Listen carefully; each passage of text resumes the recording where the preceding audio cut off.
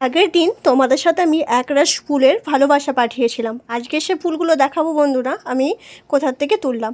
তো আমার এক ঠানুর বাড়ি আছে, যেহেতু আমাবতী চলছে উনি তো পুজো করবেন না, আর যেহেতু আমার বাড়িতে আমার গোপুসোনা কার্তিক বজরংবলী সবাই আছে, আমি তো পুজো করব। তো সেই জন্যে আমি দেখো ফুল তুলতে চলে গেছিলাম। তো দেখি ওনাদের বাগান বাড়িটা অনেক বড়, অনেক গাছ আছে, মানে বন্ধুরা তোমাদেরকে বলে বোঝাতে পারবো না কতগুলো ফুলের গাছ আছে।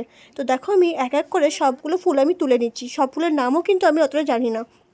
এইদিকে দেখি ওই দেখো বড় বড় কাঁঠাল হয়েছে, আমও ধরেছে, কিন্তু অত দূরে আমি তো লাগাল পাবো না বন্ধুরা, তাই তোমাদেরকে একটু দেখিয়ে দিলাম। এদিকে দেখো কত জবা ফুটেছে, দেখছো বন্ধুরা কতগুলো জবা ফুটেছে, তাও তোমাদেরকে একটু সামনে থেকে নিয়ে গিয়ে দেখাচ্ছি। তো এই মুহূর্তে দেখো আমি যে অতগুলো ফুল তুলেছি, সবার শেষে তো তোমাদেরকে ঝুড়িতে দেখিয়েছি আমি কতগুলো ফুল তুলেছি। অনেকগুলো জবা ফুটেছে, তারপরে তোমার কাঞ্চন ফুল, সাদা টগর ফুল, তারপরে হলুদ ফুলটার নাম আমি জানি না, তারপরে তুলেছি কলকে ফুল, তারপরে আরও দুটো গাছ ছিল যে ফুলগুলোর নাম আমি জানি না, কিন্তু গাছটা তোমাদেরকে অবশ্যই দেখাবো। তোমরা শুধু একটু ভিডিওটা দেখতে থাকো, আর কেমন লাগলো অবশ্যই কিন্তু আমাকে কমেন্ট করে জানিও। এই যে দেখো কাঞ্চন ফুল তুলবো, এরপরে কাঞ্চন ফুল অনেকগুলো হয়েছিল, অনেক 3-4টে কাঞ্চন ফুলের গাছ আছে, তো আমি অনেকগুলো তুলেছিলাম।